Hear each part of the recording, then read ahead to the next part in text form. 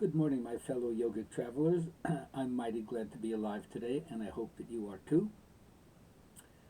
This week I'm going to talk about my experiences with my own teacher, BKS Iyengar, and also influenced certainly by his daughter Gita and Prashant.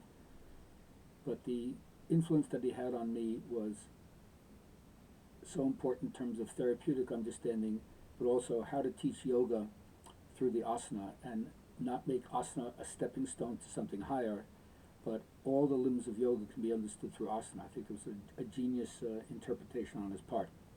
He also talks about the difference between sabija, which is having some support, and nirbija, having no support. Like asana done without props is nirbija, no support, but done with props, it's sabija. And props become really important to help the stiff people get a handle on the pose, and also to take more flexible students even further and refine their teaching even more. So that's a really interesting thing.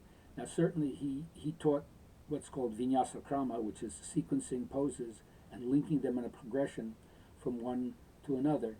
But as one of the early stories went, he was doing the jumpings and the jump backs with Krishnamacharya back in 1938. And then when he was first given an option to teach in Pune, then that town was big in what was called Malkam, which is a kind of acrobatic kind of yoga done on a pole with a small perch at the top, and then also wrestling. And so when he was only like 16 or 17 years old, and when he first taught the Vinyasa Krama to the wrestlers, they said to him, "Oh, this is what yoga is? Well, we already know how to sweat." And then he felt, I have to go into something deeper, and that's how he started to slowly evolve sequences. And even though over the years you might see a progression, he really didn't change the method. He was always talking about learning how to stick to the base, the foundation of the pose, which is the part contacting the floor, and you build everything from there. And with better alignment, you start to understand what is the median plane, which he called the thread of Brahma. God is the median plane, he would say. What is that place between vertical, horizontal, and circumductive? Where is the center of gravity? If you can find that, you found deity.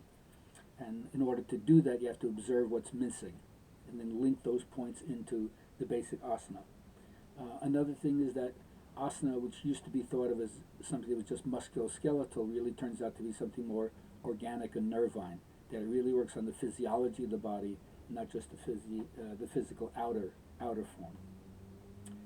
Of course, like all yoga, diminishing the impurities, getting rid of the toxins in the body or the knots of tension in the muscle, and certainly the skewed aspect of one's psychology or emotions. That's called Ashuddhi Kashaya.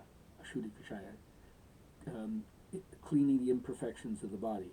And if you do that, then it moves you into what he calls Jnana Dipti, the light of wisdom, the light of knowledge dawns in you by the kind of work that you've been doing.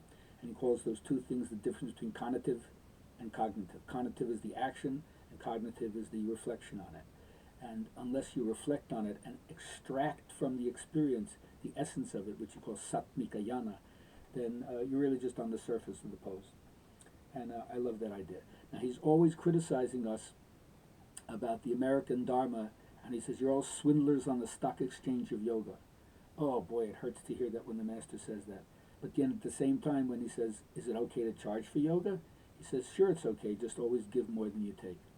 So it's an interesting thing to recognize. You got to be in the marketplace. You have to learn how to put yourself out there. And if you're not marketing yourself, you can't get people into the class, then how can you give the gift?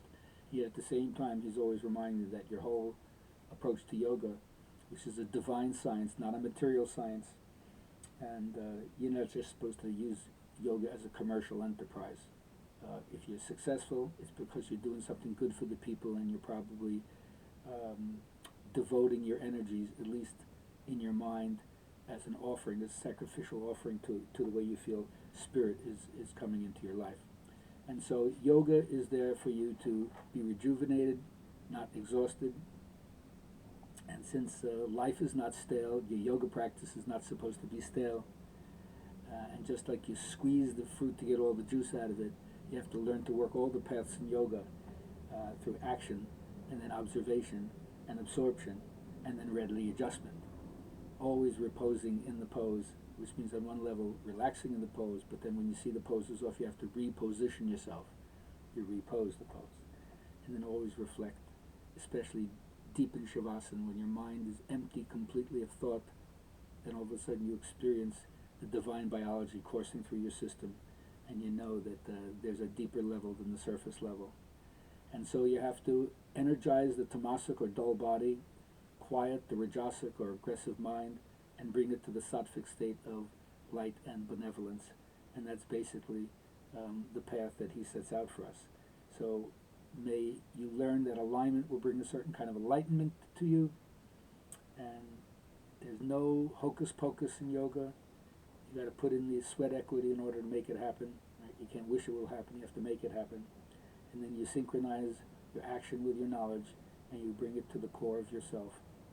Since that's one of his ideas, is every pose is not just supposed to be boga or enjoyment, but yoga, uniting yourself with the core of being until you experience effortless being and learn the difference between prayas and the stuff that's sensually good, and shreyas, the final beatitude and final emancipation. So you know the good is different than the pleasant. I hope you know how to make that distinction. Have a nice day. See you soon.